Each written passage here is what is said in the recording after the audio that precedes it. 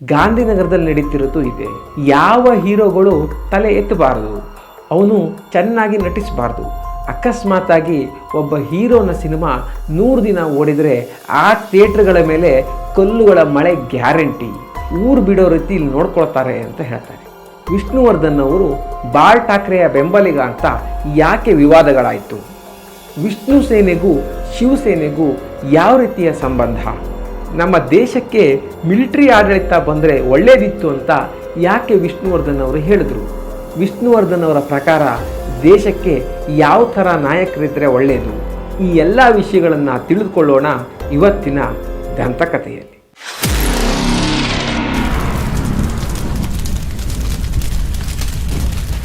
ಎಲ್ಲರಿಗೂ ನಮಸ್ಕಾರ. ಕನ್ನಡ ಮಾಣಿಕ್ಯ ಯೂಟ್ಯೂಬ್ ಚಾನಲ್ಗೆ ಸ್ವಾಗತ.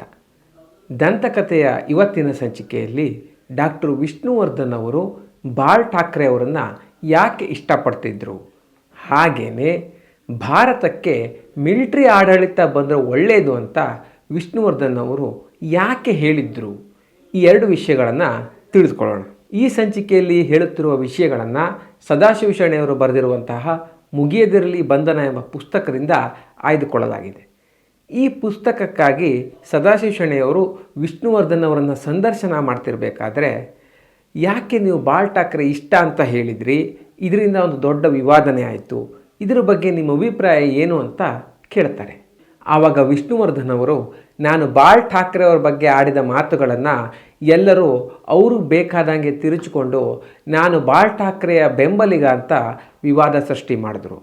ನಾನು ಹೇಳಿದ್ದಿಷ್ಟೇ, ನಾನು ಬಾಳ್ ಠಾಕ್ರೆ ಅವರ ವ್ಯಕ್ತಿತ್ವವನ್ನು ಮೆಚ್ಚುತ್ತೇನೆ ಅಂತ.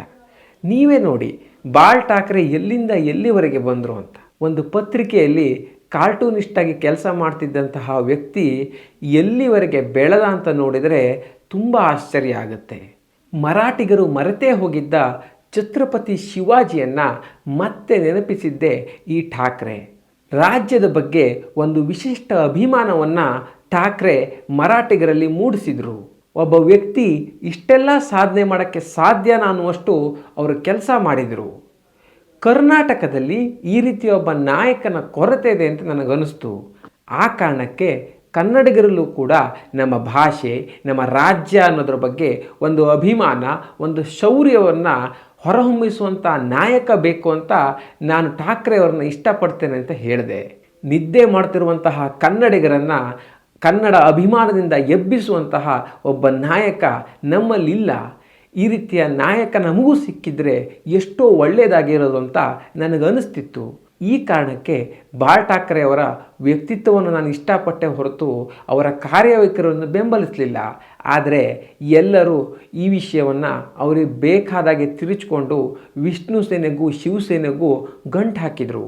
ನಾನು ಬಾಳ್ ಠಾಕ್ರೆಯ ಬೆಂಬಲಿಗ ಅಂತ ವಿವಾದ ಸೃಷ್ಟಿ ಮಾಡಿದ್ರು.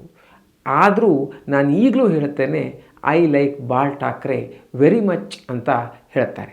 ಈ ವಿಷಯದ ಬಗ್ಗೆ ಸ್ಪಷ್ಟನೆ ಸಿಕ್ಕ ಮೇಲೆ ಸದಾಶಿವ ಶೆಣೆಯವರು, ನೀವು ಭಾರತಕ್ಕೆ ಮಿಲಿಟರಿ ಆಡಳಿತ ಇದ್ದರೆ ಒಳ್ಳೆಯದಿತ್ತು ಅಂತ ಒಮ್ಮೆ ಹೇಳಿದಾಗ ಅದು ವಿವಾದ ಆಗಿತ್ತು, ಅದ್ರ ಬಗ್ಗೆ ಏನು ಹೇಳ್ತೀರಾ ಅಂತ ಕೇಳ್ತಾರೆ. ಆಗ ವಿಷ್ಣುವರ್ಧನ್ ಅವರು, ನೋಡಿ, ನಾನು ಮಿಲಿಟರಿ ಆಡಳಿತ ಸೂಕ್ತ ಅಂತ ಹೇಳಿದ್ದು ನಿಜ. ಈಗ ನಾನು ಪ್ರಶ್ನೆ ಕೇಳ್ತೇನೆ, ಸ್ವತಂತ್ರ ಅಂತ ಎಲ್ಲರೂ ಮಾತಾಡ್ತಾರೆ, ಹಾಗಾದರೆ ಈಗ ನಮ್ಮಲ್ಲಿ ಯಾರು ಸ್ವತಂತ್ರವಾಗಿದ್ದೀವಿ? ನಿಮಗೂ ಕೇಳ್ತೀನಿ, ಈ ಲೇಖನವನ್ನು ಓದುತ್ತಿರೋ ಎಲ್ಲರ ಓದುಗರಿಗೂ ಕೇಳ್ತೀನಿ, ನನ್ನ ಅಭಿಮಾನಿಗಳಿಗೂ ಕೇಳ್ತಾ ಇದ್ದೀನಿ, ನಿಮ್ಮ ಪ್ರಕಾರ ಸ್ವಾತಂತ್ರ್ಯ ಅಂದರೆ ಏನು? ನನ್ನ ಪ್ರಕಾರ ನಮ್ಮಲ್ಲಿ ಯಾರೂ ಸ್ವತಂತ್ರರಾಗಿಲ್ಲ. ಒಂದು ವೋಟ್ ಮಾಡುವಂತಹ ಮತದಾರನೂ ಸ್ವತಂತ್ರವಾಗಿಲ್ಲ, ಆ ವೋಟ್ನಿಂದ ಗೆದ್ದು ಬರುವಂತಹ ರಾಜಕಾರಣಿನೂ ಸ್ವತಂತ್ರವಾಗಿಲ್ಲ. ಹೆಣ್ಣು ಮಕ್ಕಳು ಕೂಡ ಸ್ವತಂತ್ರವಾಗಿಲ್ಲ, ಅಂಗವಿಕಲರು ಕೂಡ ಸ್ವತಂತ್ರವಾಗಿಲ್ಲ, ಯಾರೂ ಇಲ್ಲಿ ಸ್ವತಂತ್ರವಾಗಿಲ್ಲ. ಆದರೆ ಸ್ವಾತಂತ್ರ್ಯ, ಪ್ರಜಾಪ್ರಭುತ್ವ ಅಂತ ಎಲ್ಲ ಸ್ವೇಚ್ಛಾಚಾರ ಮಾಡ್ತಿದ್ದಾರೆ. ಸ್ವಾತಂತ್ರ್ಯ ಅನ್ನೋ ಹೆಸರಿನಲ್ಲಿ ಸ್ವೇಚ್ಛಾಚಾರವನ್ನು ಮಾಡಲಿಕ್ಕೆ ಇಲ್ಲಿ ಎಲ್ಲರೂ ರೆಡಿ ಇದ್ದಾರೆ ಅಂತ ಹೇಳ್ತಾರೆ. ರಾಜಕೀಯದಿಂದ ಸಿನಿಮಾ ರಂಗದಲ್ಲೂ ಕೂಡ ನಡೀತಿರೋದು ಈ ಸ್ವೇಚ್ಛಾಚಾರನೇ.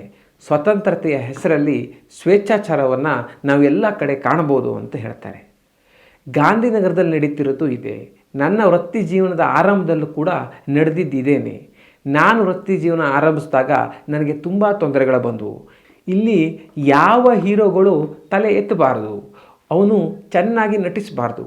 ಅಕಸ್ಮಾತಾಗಿ ಒಬ್ಬ ಹೀರೋನ ಸಿನಿಮಾ 100 ದಿನ ಓಡಿದರೆ ಆ ಥಿಯೇಟ್ರ್ಗಳ ಮೇಲೆ ಕಲ್ಲುಗಳ ಮಳೆ ಗ್ಯಾರಂಟಿ. ಆ ನಟ ಅವನ ಸಂಸಾರ ಗೆಳೆಯರನ್ನು ಬಿಟ್ಟು ಊರು ಬಿಡೋ ರೀತಿಯಲ್ಲಿ ನೋಡ್ಕೊಳ್ತಾರೆ ಅಂತ ಹೇಳ್ತಾರೆ. ರಾಜಕೀಯದಲ್ಲಾಗೋದು ಅಷ್ಟೇ ತಾನೇ. ಒಬ್ಬ ಮತದಾರ ಒಬ್ಬ ಜನಪ್ರತಿನಿಧಿಯನ್ನು ಆರಿಸಿದ ಮೇಲೆ ಅವನಿಗೆ ಯಾವ ರೀತಿ ಕಂಟ್ರೋಲ್ ಇರುತ್ತೆ?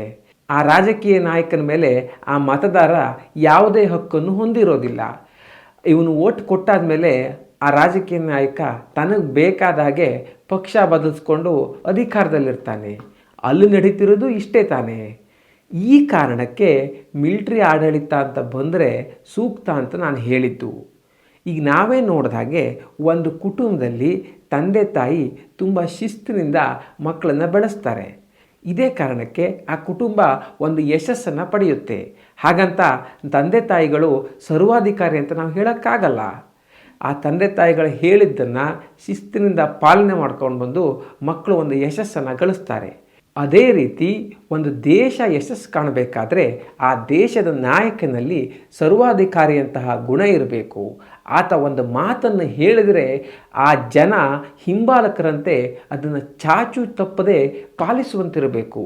ದುರದೃಷ್ಟವಶಾತ್ ಭಾರತದಲ್ಲಿ ಈ ರೀತಿಯ ನಾಯಕರು ತುಂಬ ಕಡಿಮೆ ಅಂತ ನಿಟ್ಟುಸಿರು ಬಿಡ್ತಾರೆ. ನಂತರ ಹಾಗೆ ಮುಂದುವರಿಸ್ಕೊಂಡು ಒಂದು ಸೇನೆಯಲ್ಲಿ ಕಮಾಂಡರ್ ಒಂದು ಆರ್ಡರ್ ಕೊಟ್ಟ ಅಂದರೆ ಎಷ್ಟು ಶಿಸ್ತಿನಿಂದ ಎಷ್ಟು ಅಭಿಮಾನದಿಂದ ಸೈನಿಕರು ಅದನ್ನು ಪಾಲಿಸ್ತಾರೆ. ಈ ರೀತಿಯ ಶಿಸ್ತಿನಿಂದ ಆ ಕಮಾಂಡರ್ ಆರ್ಡರ್ನ ಅವರು ಪಾಲಿಸೋದನ್ನು ನೋಡಿ ನಾನು ಮಿಲಿಟರಿ ಆಡಳಿತ ಸೂಕ್ತ ಅಂತ ಹೇಳಿದ್ದೆ ಹೊರತು ಬೇರೆ ಕಾರಣದಿಂದ ಅಲ್ಲ. ನನಗೆ ಚಿಕ್ಕಂದಿಂದಲೂ ಮಿಲಿಟ್ರಿ ಅಂದರೆ ಇಷ್ಟ. ಅವರು ಶಿಸ್ತು ಪಾಲನೆ ಮಾಡೋ ರೀತಿ ಅಂದರೆ ಇಷ್ಟ. ಈ ರೀತಿಯ ಒಂದು ಶಿಸ್ತು ಪ್ರಾಮಾಣಿಕತೆ ಒಬ್ಬ ವ್ಯಕ್ತಿಯಲ್ಲಿದ್ದರೆ ಅವನು ಯಶಸ್ಸನ್ನು ಗಳಿಸ್ಬೋದು. ಅದೇ ರೀತಿ ಒಂದು ದೇಶ ಕೂಡ ಯಶಸ್ಸನ್ನು ಗಳಿಸಬೇಕು ಅಂದರೆ ಈ ರೀತಿಯ ಒಂದು ಶಿಸ್ತು ಮತ್ತು ಪ್ರಾಮಾಣಿಕತೆ ಅಗತ್ಯ ಅಂತ ನಾನು ನಂಬಿದ್ದೆ. ಈ ಕಾರಣಕ್ಕಾಗಿ ಮಿಲಿಟರಿ ಆಡಳಿತ ಸೂಕ್ತ ಅಂತ ಹೇಳಿದ್ನೇ ಹೊರತು ಬೇರೆ ಯಾವ ಕಾರಣಕ್ಕೂ ಅಲ್ಲ ಅಂತ ಹೇಳ್ತಾರೆ. ಆಗ ಸದಾಶಿವ ಶೆಣೆಯವರು, ನೀವು ನಿಮ್ಮ ಪೂರ್ವಜರು ಮೈಸೂರು ರಾಜಮನೆತನದವರಿಗೆ ಹತ್ತಿರ ಅಂತ ಹೇಳ್ತೀರಾ, ಬಾಳ್ ಠಾಕ್ರೆ ಇಷ್ಟ ಅಂತ ಒಂದು ಕಡೆ ಹೇಳ್ತೀರಾ, ಇನ್ನೊಂದು ಕಡೆ ಭಾರತಕ್ಕೆ ಮಿಲಿಟರಿ ಆಡಳಿತ ಸೂಕ್ತ ಅಂತ ಹೇಳ್ತೀರಾ. ಇದ್ರ ಜೊತೆಗೇನೆ ಕಾಂಗ್ರೆಸ್ ನಾಯಕ ಗುಂಡೂರಾವ್ ಅವರು ಒಳ್ಳೆಯ ಸ್ನೇಹಿತ ಅಂತ ಕೂಡ ಹೇಳ್ತೀರಾ. ಸಾಯಿಬಾಬಾ ಅವರು ಸರ್ಕಾರ ಮಾಡದೇ ಇರುವಂತಹ ಕೆಲವೊಂದು ಕೆಲಸಗಳನ್ನು ಮಾಡ್ತಾ ಇದ್ದಾರೆ ಅಂತಲೂ ನೀವು ಹೇಳ್ತೀರಾ. ಈ ರೀತಿ ಎಲ್ಲ ಹೇಳಿಕೆಗಳನ್ನು ಗಮನಿಸಿದರೆ ಒಂಥರ ಒಂದು ಗೊಂದಲಮಯ ಹೇಳಿಕೆಗಳನ್ನು ನೀವು ಕೊಡ್ತಾ ಇದ್ದೀರಾ ಅಂತ ನಿಮಗನ್ನಿಸೋದಿಲ್ವೇ ಅಂತ ವಿಷ್ಣುವರ್ಧನ್ ಅವರನ್ನು ಪ್ರಶ್ನಿಸ್ತಾರೆ. ಆವಾಗ ವಿಷ್ಣುವರ್ಧನ್ ಅವರು, ನೋಡಿ, ಈ ಎಲ್ಲ ಹೇಳಿಕೆಗಳನ್ನು ನಾನು ಕೊಟ್ಟಿದ್ದು ನಿಜ. ನಾನು ಯಾವಾಗಲೂ ಒಬ್ಬ ವ್ಯಕ್ತಿಯನ್ನು ನೋಡಿದಾಗ ಅವನಲ್ಲಿರೋ ಒಳ್ಳೆಯ ಗುಣಗಳನ್ನು ಇಷ್ಟಪಡ್ತೇನೆ. ಅವನ ಸಿದ್ಧಾಂತ ಮತ್ತು ಕಾರ್ಯವೈಖರಿಯಿಂದ ಎಷ್ಟು ಒಳ್ಳೆಯದನ್ನು ತೆಗೆದುಕೊಳ್ಳಿಕ್ಕಾಗುತ್ತೋ ಅಷ್ಟು ಒಳ್ಳೆಯದನ್ನು ನಾನು ತೆಗೆದುಕೊಳ್ತೇನೆ. ಇದೇ ರೀತಿ ಆ ವ್ಯಕ್ತಿಯಲ್ಲಿರೋ ಕೆಟ್ಟದ್ದನ್ನು ನೀವು ತಗೋಬೇಡಿ ಅಂತ ನಾನು ಎಲ್ಲರಲ್ಲೂ ಮನವಿ ಮಾಡ್ತೇನೆ ಅಂತ ಹೇಳ್ತಾರೆ. ಆಗ ಸದಾಶಿವ ಶೆಣೆಯವರು, ಇಷ್ಟೆಲ್ಲ ಸ್ವಾತಂತ್ರ್ಯದ ಬಗ್ಗೆ ಮಾತನಾಡಿದ್ರಿ, ಹಾಗಾದರೆ ನಿಮ್ಮ ಪ್ರಕಾರ ನಿಜವಾಗಿಯೂ ಸ್ವಾತಂತ್ರ್ಯವನ್ನು ಹೊಂದಿರುವಂಥವರು ಯಾರು ಅಂತ ಕೇಳ್ತಾರೆ. ಆಗ ವಿಷ್ಣುವರ್ಧನ್ ಅವರು, ನನ್ನ ಪ್ರಕಾರ ಈ ನಿಸರ್ಗ, ನನ್ನ ಸುತ್ತಮುತ್ತಲಿರೋ ಗಿಡಮರಗಳು ಸ್ವತಂತ್ರವಾಗಿ ಬಾಳ್ತಿವೆ ಅಂತ ಒಂಥರ ಪರಿಸರವಾದಿಯಂತೆ ಮಾತನಾಡಿ ಈ ಸಂಭಾಷಣೆಗೆ ಪೂರ್ಣ ವಿರಾಮವನ್ನು ಕೊಡ್ತಾರೆ. ಸ್ನೇಹಿತರೆ, ನಿಮಗೆ ಈ ವಿಡಿಯೋ ಇಷ್ಟ ಆಗಿದ್ದರೆ ತಪ್ಪದೇ ಶೇರ್ ಮಾಡಿ. ಮತ್ತು ಈ ರೀತಿಯ ಒಂದು ವಿಶಿಷ್ಟ ಕುತೂಹಲ ವಿಷಯಗಳು ನಮ್ಮ ದಂತಕಥೆಯ ಮುಂದಿನ ಸಂಚಿಕೆಯಲ್ಲಿ ಬರಲಿಕ್ಕಿವೆ. ಇವುಗಳನ್ನು ಮಿಸ್ ಮಾಡ್ಕೋಬಾರ್ದು ಅಂತಿದ್ದರೆ ನಮ್ಮ ಚಾನಲ್ಗೆ ತಪ್ಪದೇ ಸಬ್ಸ್ಕ್ರೈಬ್ ಮಾಡಿ. ಮುಂದಿನ ದಂತಕಥೆಯ ಸಂಚಿಕೆಯಲ್ಲಿ ಮತ್ತೊಮ್ಮೆ ಸಿಗೋಣ. ಅಲ್ಲಿವರೆಗೂ ನಮಸ್ಕಾರ.